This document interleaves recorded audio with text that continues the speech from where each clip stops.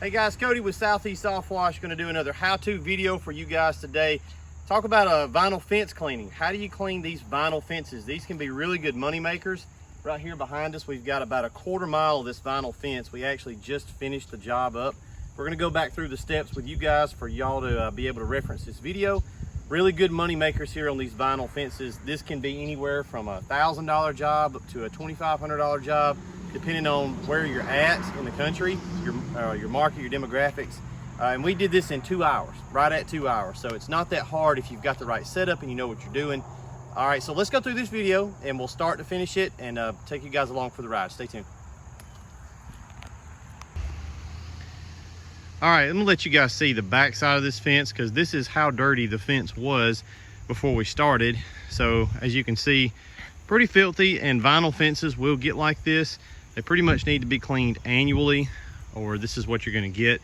Now this subdivision, HOA, they only wanted the side that you can see from the road done. They did not really care about this back side back here, which is fine with me because I didn't want to do this back side anyway. It would be a lot of hassle taking your hose over all of these caps on these posts. So let's let you guys see. You can actually tell where our mix has ran over from us spraying from the opposite direction.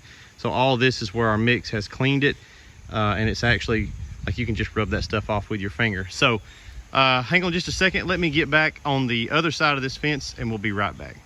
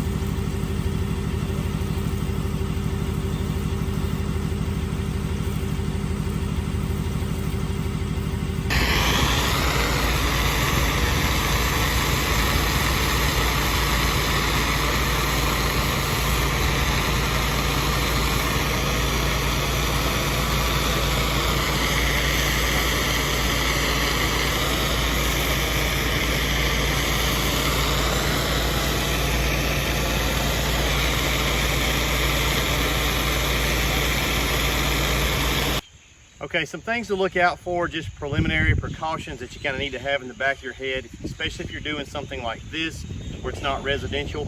Take a look across the road here. We've got an electrical service box.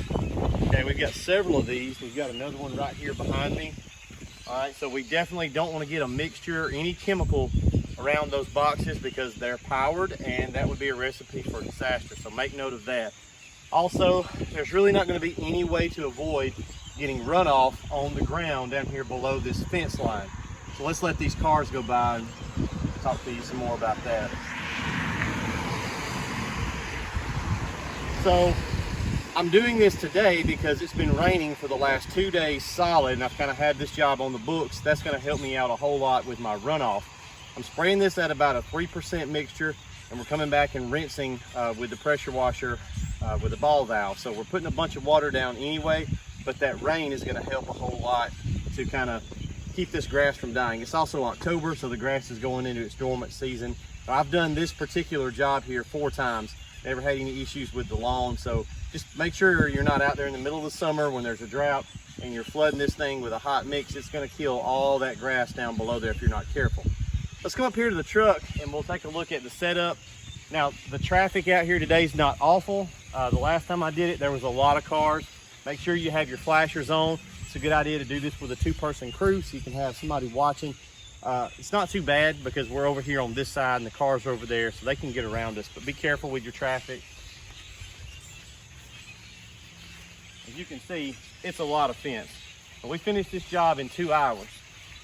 So a 2-person crew, 2 hours, that's really good money, and it's not very difficult. So let's take a look at the truck.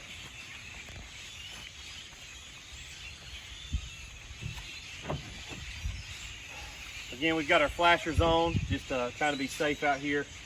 During this job, I used about 35 gallons of SH, and I used a gallon of my surfactant Southern Draw. in that 16-gallon tank, and we fill that up with water. So we use 16 gallons of soap, but only 1 gallon of actual concentrate soap in that. And 35 gallons of SH. Took a little bit because it's a lot of fence. So the way we do this, you're gonna have to have a way to get that chemical mix on the fence. Now you could do this several ways. You could do it with a pump up sprayer and a golf cart. Just drive down through here. That would take a long time. Another car. You could do this downstreaming if you had the right setup. You could do an X-Jet, I guess, if you had the right setup. The way I like to do all this stuff, the only way we clean anything is with a 12-volt system. So if you come over here and look, we've got our 12-volt system, Softwash on this side, pull this hose off, and I'll set my valves up here like I want them to, about a 3% mix here on the SH valve. A little bit of soap in there to help it stick. Now that soap does help a lot, because looking over here at this fence, when I hit this as we're driving past it, I need it to be pretty slimy so that it coats all down up under here. It gets a good coat up under all of these edges. If you're just using SH and water, it will work, but it's not gonna kind of wrap around and stick as much as you want it to. So that helps a whole lot. And we're just going down through here on a fan spray. Now some of these sections, I actually had Emily driving the truck, and I just had my arm out the window on a fan, and we're just hitting this fence as we're going about 3 or 4 miles an hour. That makes quick work of it. Some of these areas where there's trees, like right here, there's gonna be a lot more organic growth because of the shade. There's birds and stuff, actually like a million birds right now out here chirping. So those areas are a little bit nastier. I had to get out of the truck and walk some of those sections just to make sure that I got a good coat up under here and we got all that stuff taken care of. So the way we do it on something like this of a larger scale, we come in and we coat that whole side, and then we turn the truck around and we coat this whole side. Then we go back and we do the same thing again. What that's doing is it's giving us some dwell time on that fence. So we put 2 coats on this fence, and that only really took us about 40 minutes. And then we refill our water tank, right? Because at that point we've drained our water. And then we've got to rinse. Now, most of this fence does not need to be rinsed. This section here, we haven't rinsed this at all. It looks pretty good. There's some little dead spider, you know, and grass. The rain will knock all that stuff off. But this right here doesn't really need to be rinsed. This side over here, it was filthy. We had to rinse that entire section of fence. The reason it is like that is because this is north. So that side of the road over there is facing north, which means it's gonna be shadier and it's gonna be a little bit dirtier. So on this rig, the way this Alumimax Pro is set up, we've got a 5.5 gallon a minute Honda pressure washer belt drive. We can take that and do our rinsing out of our 100-gallon water tanks in the back. So we can do it that way. The last time I did this job, I did not have a setup like this, so I rinsed with just the 12-volt system set to just water. It took a little bit longer. Actually, probably took about an hour, a little over an hour longer. So that's definitely a time saver if you have the ability to rinse. Now, obviously, there's no hose out here, right? They do have one up there that I can keep going back to and filling my tank as needed. So that pressure washer is going to have to be tank fed. Now, we were able to get all the way from the entryway down here to this little 25-mile-an-hour stop sign. We pretty much got this whole section with 90 gallons of water. So we had to go back and fill up, do that last little bit down there, and then we're coming up through here and just hitting where it needs it up through here with the pressure washer. So vinyl fence cleaning is not very hard. You got to watch out for any electrical that's around there, whether they've got solar lights, they've got, you know, landscape lighting. Watch out for all that stuff. If you're jumping over these fences to get to the other side, be very careful. You can break these pretty easy. They're not made for a whole lot of weight. Put your foot right there. It's going to be better to walk down to the end and come around. Watch your landscaping, any overspray that you're going to do. It's really best, guys, to do this on days where it's been raining a whole lot and it's going to rain some more. Now, you can't always do that. So if that's not the case, you're going to have to take your time and put a lot more water down and rinse all this stuff off. Because when I'm spraying here, I'm getting SH all back there into these shrubs. Now, it's not really going to hurt them, again, because it's soaked down. So play that by ear. If you've got one on the schedule, kind of bank it, and then it's going to be a lot safer for you to do after it's been saturated with some rainwater. That's pretty much it. Apply, rinse, watch out for your landscaping, watch out for your electrical, and watch out for traffic if you're in a subdivision like this.